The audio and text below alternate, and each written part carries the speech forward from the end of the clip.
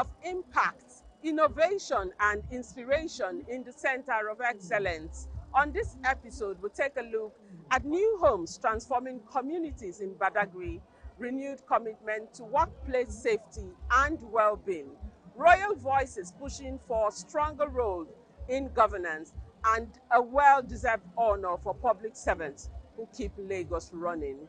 It's all about governance with purpose, leadership with heart, and a city that never stops moving forward. Welcome to Smart Lagos, your window into the policies, people, and progress shaping Africa's model megacity. I am Joy Ken Abakuya. Distinguished guests, ladies and gentlemen. This week in Lagos, your window into the heartbeat of Africa's largest city. There's good news for residents in Badagry as Governor Babajide Sanwo-Olu adds another feather to the state's housing drive, inaugurating 420 brand new homes in Ajara. It's part of Lagos's ongoing commitment to provide decent and affordable housing for its growing population. The newly inaugurated estate, renamed Nta Ch10 Housing Estate, in honor of the late former head of service, Nta Ch10, spans 18.9 hectares and consists of 35 blocks of 12 apartments each, a mix of 1, 2, and 3-bedroom semi-furnished units. On behalf of the entire management of the Ministry of Housing, we thank Mr. Governor, the Deputy Governor, the Chairman, and members of the Lagos State House of Assembly Committee on Housing, and all members of the State Executive Council for the executive and legislative approvals, support, as well as these opportunities to deliver another housing project here in Ajara, Badagry. This project demonstrates that affordable mass housing delivery in Lagos State is not confined to only one metropolis, from Lekki to Igondo, from Epe to Badagry, from Ikorodu, Igbogbo to Ikeja. The state government resolve remain the same to ensure that every resident, regardless of location, has access to decent and dignified accommodation. Governor Sanwo-Olu said the project, which brings the total number of housing estates delivered by his administration to 24, underscores government's commitment to improving living standards across Lagos. He disclosed that 20% of the completed homes will be reserved for members of the Medical Guild, Nigerian Union of Teachers, and civil servants, with rebates to make ownership more affordable. We see that we are dedicating our planning process, quality housing estate, sustainable development, all across the nooks and crannies of the state. We're happy that our citizens are believing and are seeing that they are not just rhetoric, these are not just promises or endless promises, these are reality that is happening in our time. In the past 6 years, like I said, we have successfully handed over 23 housing estates.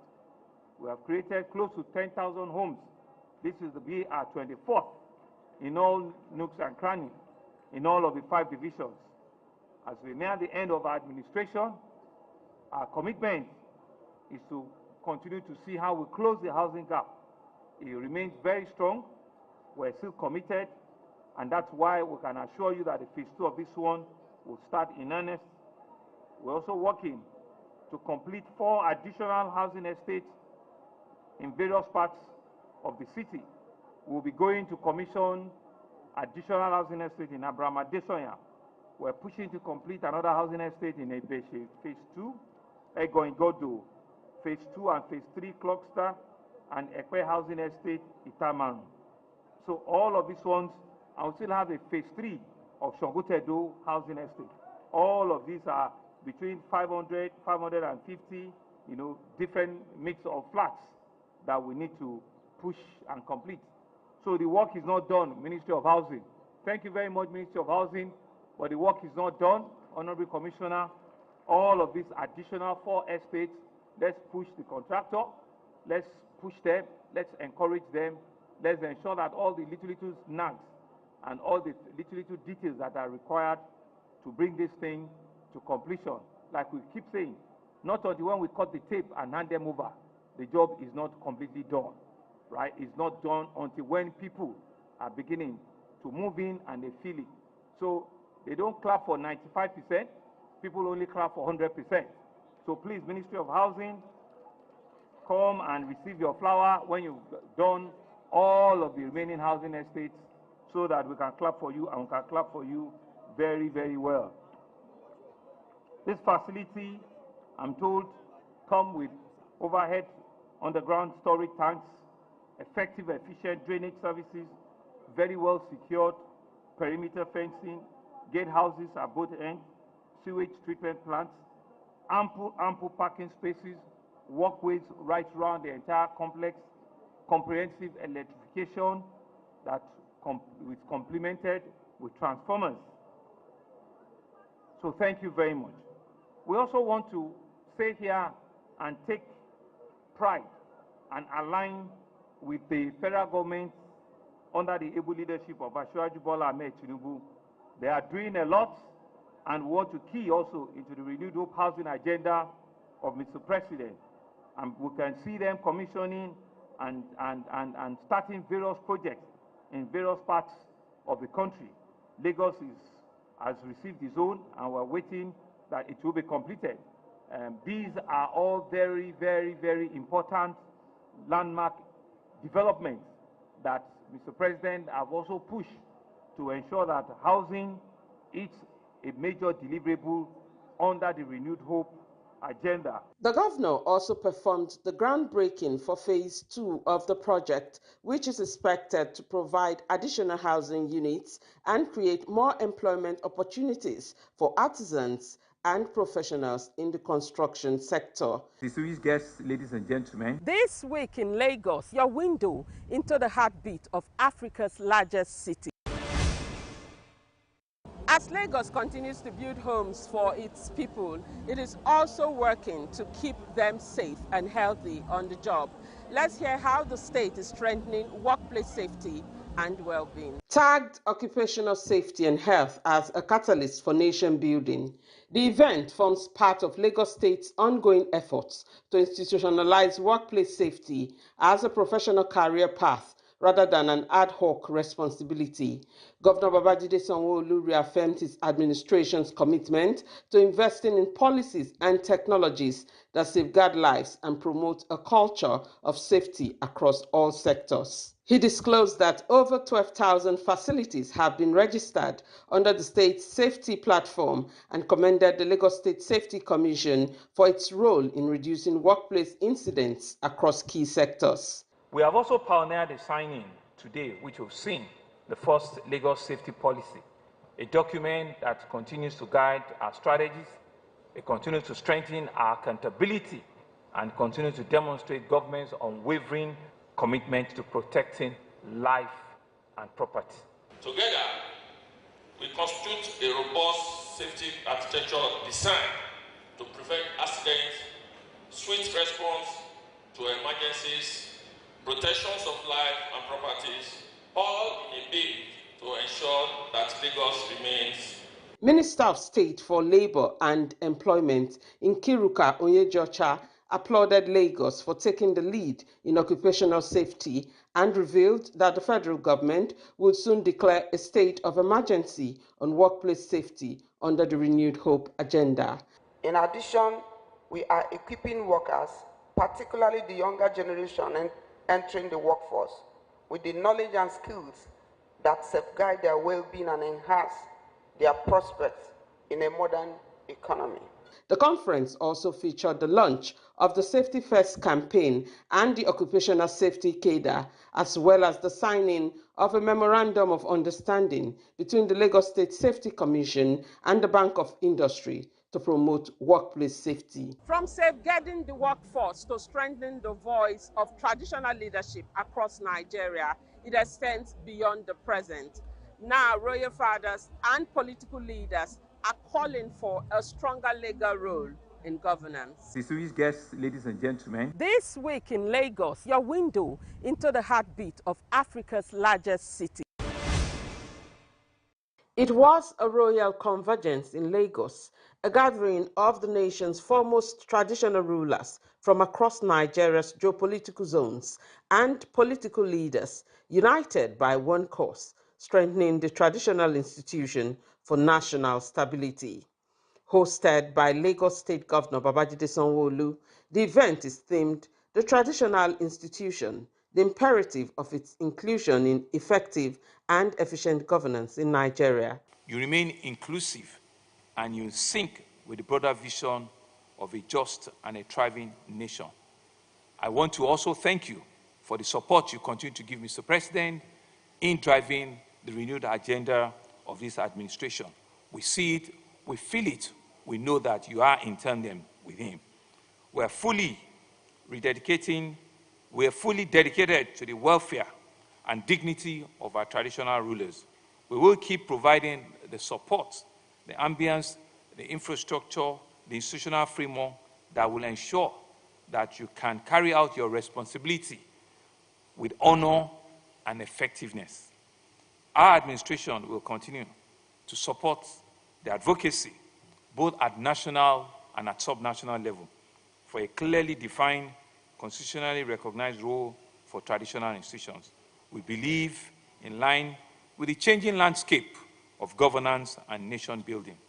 As you gather here, therefore, in the center of excellence, in the state of aquatic splendor, in the commercial economic nerve center of our country, and by no means also the political nerve center, given the fact that Mr. President, is also a son, board, bread, cheese anchored here in Lagos. It's also the political nerve center. We want to say to you that the hospitality of Lagos is still very much around. All of my traditional institutions have been very well, informed to take you around. There are several historic sites that we have in Lagos that will be very first, from my J.K. Randus to other institutional places of interest that we have, from our Brazilian quarters to all of the noble things that we have done in Lagos. Lagos continue to hold that centerpiece of a place that melts all Nigerians. Representing President Bola Tinubu, Imo State Governor Hope Uzodinma recalled the historic place of traditional rulers in Nigeria's constitution and called for reforms to restore their legal relevance. Your call for constitutional recognition is not a demand for privilege. It is a demand for clarity and for the protection of a role that has survived the war, survived colonization, survived the military rules and political instability. From the royal throne also came strong calls for inclusion and restoration of their statutory privileges. We are not a government organ. We came on our own to see how we can help the political leaders lead in the best way with the fear of Almighty God, with the love of one another, love of this country. We will continue to complement your efforts. We will continue to support your positive initiative, and also we will continue to put Nigeria first. As deliberations continue, stakeholders are expected to draw up resolutions that could pave the way for legislative action, giving traditional rulers a defined role in Nigeria's democratic system. And while the focus is on governance and inclusion, Lagos is also celebrating the people who make it all work, its public servants. Let's see how the state is honoring excellence and long years of service. Distinguished guests, ladies and gentlemen. This week in Lagos, your window into the heartbeat of Africa's largest city. Smiles, applause, and a sense of pride filled the hall as recipients filed out one after the other to receive their awards, having dedicated over 30 years to shaping the state's public service story and contributing to the growth and development of Lagos State. Lagos State Head of Service Bode Aguru said the Long Service Merit Award, a tradition sustained for over 2 decades, is designed to recognize and reward diligence, loyalty, and professionalism within the Lagos State Public Service. He congratulated the awardees and urged them to continue upholding the values of integrity, hard work, and commitment that earned them the honor, reaffirming Governor Babajide Sanwo-Olu's dedication to improving staff welfare and providing a conducive environment for optimal performance. The objective of this Long Service Merit Award initiative is geared towards consciously and deliberately recognizing and rewarding diligence, commitment, loyalty among public servants in Lagos State. Your years of sacrifice, hard work, and integrity have contributed immensely to the growth, security, and prosperity we witness today. I say thank you for all that you have done for the state. On behalf of Mr. Governor, on behalf of the head of service, I say we appreciate what you have done. Award recipients expressed gratitude to the state government for the recognition, describing it as a morale booster and a reminder that dedication pays. There is dignity in labor and there is reward for hard work. Mr. Governor, Mr. Babajide Olushola Sanwo-Olu has bestowed not on only me, but on others that have served the state meritoriously. The celebration continued with tributes to the men and women who devoted the better part of their careers to building a greater Lagos. While the state continues to celebrate excellence in public service, it is also nurturing excellence in another vital sector, agriculture. Up next, students take center stage in a special competition marking this year's World Food Day. From soil science to smart farming, the students brought their A game to the contest, showing that agriculture today is about creativity, innovation, and the future of food security, not just the hoe and cutlass. After a keenly contested event, Igomu Senior High School Apapa emerged overall winner, taking home a cash prize of 250,000 naira. Government Model Girls College Ikorodu and Birch Freeman Senior Secondary School Mushin came second and third, with prizes of 150,000 and 100,000 naira respectively.